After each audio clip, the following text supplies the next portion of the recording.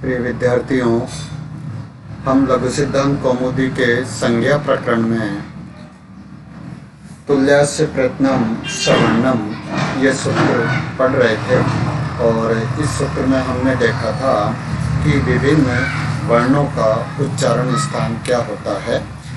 अकु है विसर्जनीय नाम कंठ है, अ कैवर्ग और है तथा विसर्ग, इन सब का उच्चारण स्थान कंठ होता है। इचु यशानाम तालु, ई चवर्ग, य यकार और श शकार, इन सब का उच्चारण स्थान तालु होता है।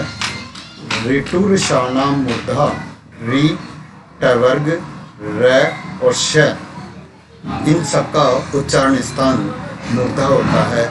ऋतुल शानाम दत्ता, ली टवर्ग, ल और स, इन सब का उच्चारण स्थान दंत होता है। उपपद्य मानिया नाम औष्टव, उ पवर्ग और पद्य मानीय, इन सब का उच्चारण स्थान होष्ट होता है। न म न ना नाम नासिका च, और प्रत्येक वर्ग के पंचम वर्ण का उच्चारण स्थान उस वर्ग के उच्चारण स्थान के साथ साथ नासिका भी होता है। ये चीज यहाँ तक हमने पहले अध्ययन कर लिया था। अब देखिए हम आगे बढ़ते हैं। एतेतो कंठ तालु, ए और ऐ, ए और ऐ, इनका उच्चारण स्थान कंठ और तालु संयुक्त रूप से होता है।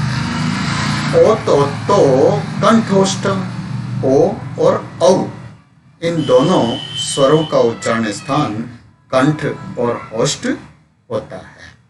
यकारस्य वकारस्य से दंतोष्टम, और वकार का जो उच्चारण स्थान है वो दंत ओष्ठ होता है। जिव्या मूलीय से जिव्या मूलम, और जिव्या मूलीय का उच्चारण स्थान जिव्या मूल होता है। नासिका अनुस्वार से अनुस्वार है, और नासिका अनुस्वार से, अनुस्वार का उच्चारण स्थान जो है क्या होता है, नासिका। इस प्रकार ये उच्चारण स्थान के बारे में बताया गया है। अब देखिए यहाँ और सरल तरीके से बताया गया है कि अकु है विसर्जनीय नाम कंठ है, तो अ के साथ आ भी सम्मिलित है। कु का मतलब होता है क वर्ग, क ख ग घ ङ है और विसर्ग, इन सब का उच्चारण स्थान जो है कंठ यानी गला होता है। इचु यशानाम तालु, ई के साथ दीर्घ ई भी शामिल है। चु चवर्ग, च छ ज झ य और श, इनका उच्चारण स्थान जो है तालु होता है। ऋटुर शानाम मूर्धा, री टू टवर्ग, ट ठ ड ढ ण, इनका और शकार षटकोण वाला और रकार, इनका उच्चारण स्थान जो है मूर्धा होता है। लृतुल सानाम दंता, लृ तु टवर्ग और सानाम स, इनका उच्चारण स्थान जो है दंत होता है। उपपद्य मानिया नाम औष्टव, उ का मतलब होता है पवर्ग और उपद्यमानी, इनका उच्चारण स्थान जो है ओष्ठ होता है। न म न ना नाम नासिका च, इन सभी पांचों अक्षरों का उच्चारण स्थान नासिका भी होता है। कहने का मतलब यह है कि प्रत्येक वर्ग के पंचम अक्षर का उच्चारण स्थान उस वर्ग का उच्चारण स्थान प्लस नासिका दोनों होंगे। एतेतो कंठ तालु, ए और ऐ का उच्चारण स्थान कंठ और तालु। ओ तो कंठोष्टम, ओ और औ का उच्चारण स्थान कंठ और ओष्ठ होता है। वकारस्य दंतोष्टम, वकार का उच्चारण स्थान दंत और ओष्ठ होगा। जिव्या मूलीय से जिव्या मूलम, जिव्या मूलीय का उच्चारण स्थान जो है जिव्या मूल यानी जीभ का मूल भाग होगा, और नासिका अनुस्वार से, और अनुस्वार का उच्चारण स्थान नासिका होता है। अब देखिए इस टेबल के माध्यम से इनके उच्चारण स्थान और उन उच्चारण स्थानों से उच्चारित होने वाले जो वर्ण है वो बताए गए हैं। आगे देखिए, अब इनके जो है प्रयत्न बताए जा रहे हैं कि यत्नो द्विविधा आभ्यंतरो बाह्यश्च। जो प्रयत्न है वो दो प्रकार के बताए गए हैं, आभ्यंतर प्रयत्न और बाह्य प्रयत्न।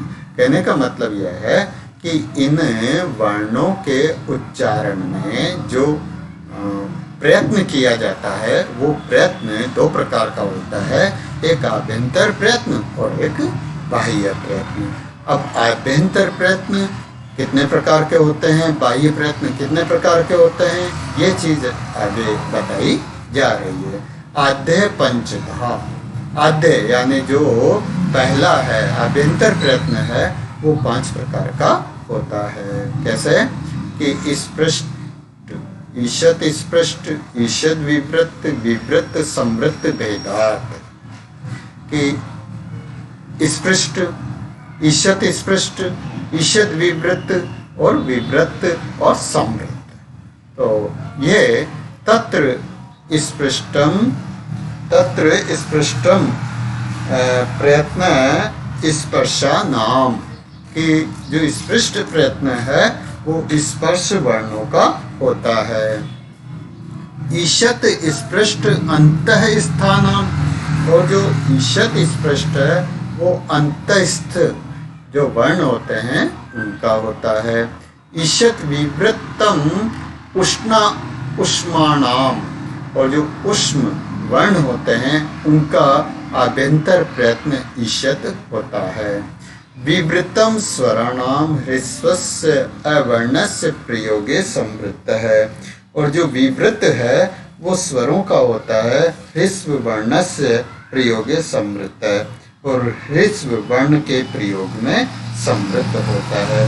प्रक्रिया दशानाम तो विवृत्त विवृत्तम एव, और प्रक्रिया की दशा में स्थिति में तो विवृत्त ही होता है।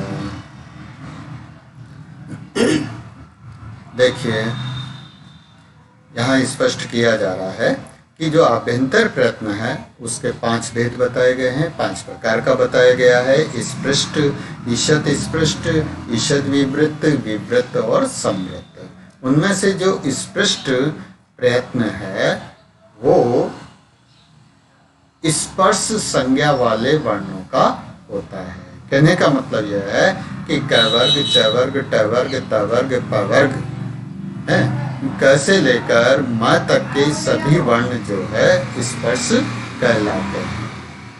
क से म तक के जो वर्ण है वो सभी स्पर्श वर्ण कहलाते हैं, और स्पर्श वर्णों का जो प्रयत्न होता है वो स्पृष्ट आभ्यंतर प्रयत्न होता है। इसके बाद आता है ईशत स्पृष्ट। ईशत स्पृष्ट प्रयत्न उष्म संज्ञक वर्णों का होता है, जिसमें स है।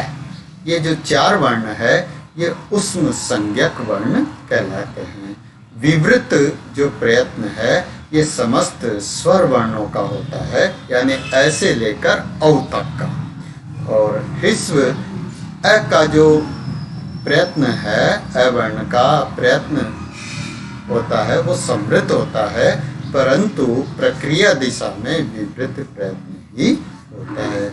विवृत का अर्थ है वर्णों के उच्चारण के समय कंठ खुला रहता है। ईशद विवृत में पूर्णतः नहीं खुला रहता। इस प्रकार ये जो है 5 प्रकार के आभ्यंतर प्रयत्नों की यहाँ चर्चा की गई है। मुझे उम्मीद है आपको समझ में आया होगा और आप बुक की सहायता से इसे विस्तार से समझने की कोशिश करें। धन्यवाद।